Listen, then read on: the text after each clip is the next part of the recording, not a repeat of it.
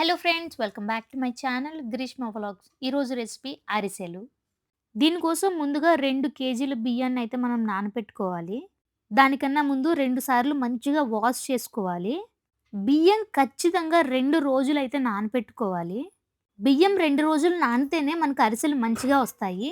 బియ్యాన్ని మంచిగా కడుక్కున్న తర్వాత 2 రోజులైతే నానపెట్టుకోవాలి. మంచిగా మూత పెట్టుకొని పక్కన పెట్టేసేయాలి. 2 రోజుల తర్వాత అందులో ఉన్న వాటర్‌ని వడకట్టుకోవాలి.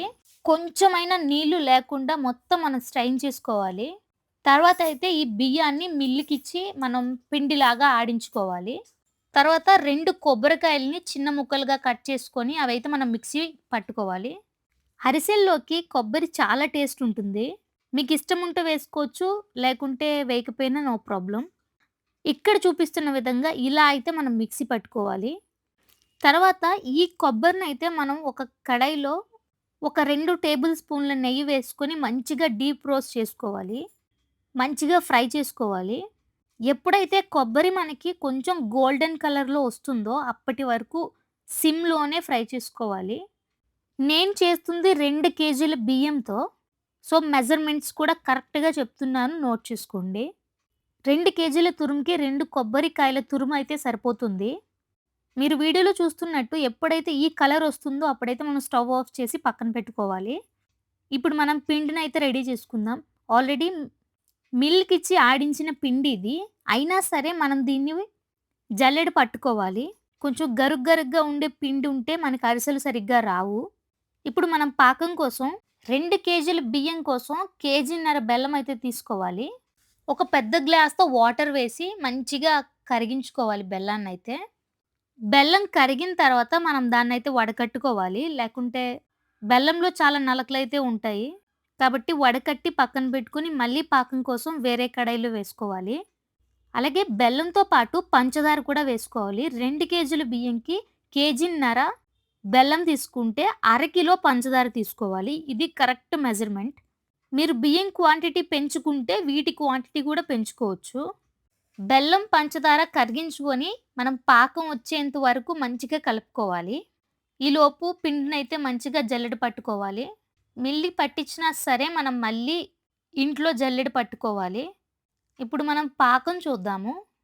ఇప్పుడు మనం పాకం చెక్ చేయడానికి కొంచెం వాటర్ తీసుకొని అందులో ఈ బెల్లాన్నయితే వెయ్యాలి. ఎప్పుడైతే బెల్లం వేయగానే ఒక ఉండ ఫామ్‌లో వస్తుందో గట్టిగా, అప్పుడైతే మనకి పాకం అయినట్టు. ఇక్కడ చూస్తున్నారుగా ఇంకా రాలేదు. ఇలా అయినప్పుడు మనం ముందుగా పక్కన పెట్టుకున్న కొబ్బరి తురుము యాడ్ చేసేయాలి ఇందులోనే. అలాగే ఒక చిన్న గ్లాస్ మనం టీ తాగే గ్లాస్‌తో నువ్వులు వేసుకోవాలి.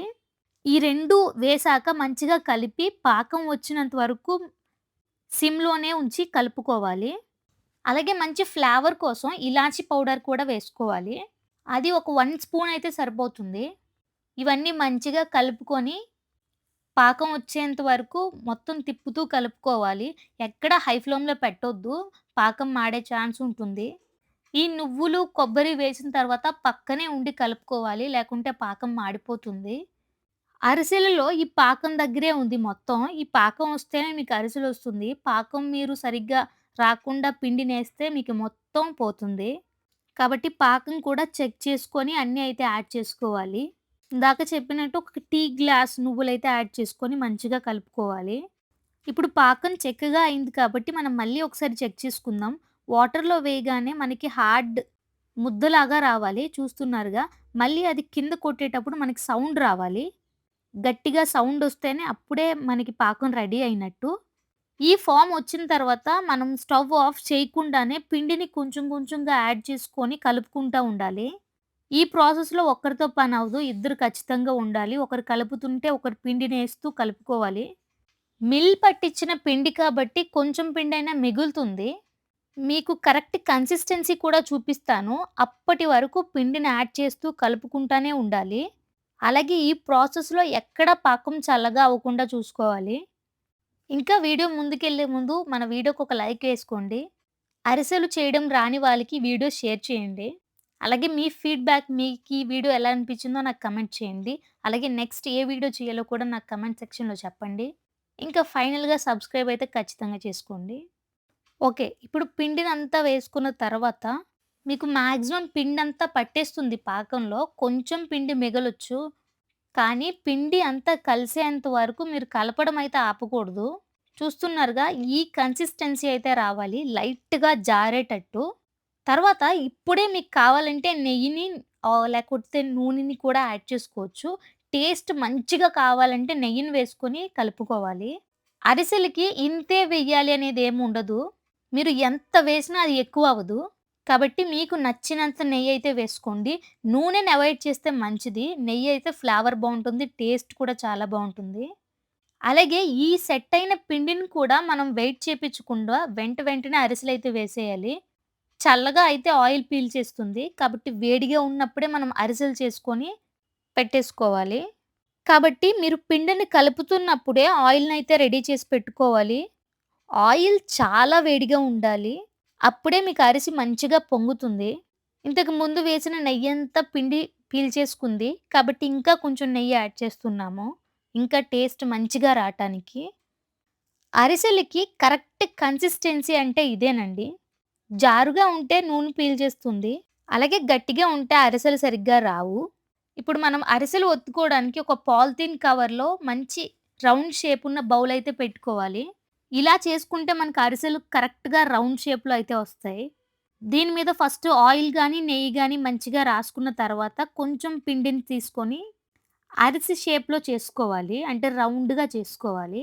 అలాగే కొన్ని నువ్వులను కూడా పైన అలా ఒత్తుకొని మనం అరిసె షేప్‌లో చేసుకొని ఆయిల్‌లో అయితే వేసుకోవాలి. ఇలా అరిసెలు చేసుకునేటప్పుడు దాని మీద నువ్వులు కూడా వేసుకుంటే టేస్ట్ ఇంకా బావుంటుంది. కానీ ఖచ్చితంగా గుర్తుపెట్టుకోవాల్సిందేంటంటే ఆయిల్ మాత్రం చాలా హీట్‌గా ఉండాలి. మనం అరిసె నూనెలో వేయగానే అది పైకొచ్చేటట్టు అంత హీట్‌గా ఉంటేనే మనకి అరిసె టేస్ట్ బావుంటుంది. ఇప్పుడు మనం వేసిన అరిసెనైతే ఈవెన్‌గా 2 వైపులా మంచిగా కాల్చుకోవాలి. ఎక్కడ మాడనివ్వకుండా అయితే చూసుకోండి. అలాగే మనం వేసిన బెల్లం బట్టి కూడా మన అరిసె కలర్ అయితే ఉంటుంది. ఇప్పుడు అరిసె మంచిగా ఫ్రై అయిన తర్వాత పక్కకి తీసుకోవాలి. మీ దగ్గర అరిసెలు ఒత్తుకునే పీటుంటే దాంతోనే మీరు ఆయిల్ అంతా పోయేటట్టు ఒత్తుకోవాలి. లేకుంటే ఇలాగా పప్పు కుద్దుతో కూడా మీరిలా ఒత్తుకోవచ్చు. ఇలా చేస్తే ఆయిల్ ఉండదు. అలాగే అరిసెనేది రౌండ్‌గా మంచి షేప్‌లో వస్తుంది.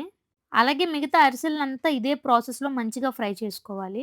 సో, వీడియో నచ్చినట్టయితే లైక్ చేసి, షేర్ చేసి, సబ్స్క్రైబ్ చేయండి. Thank you for watching.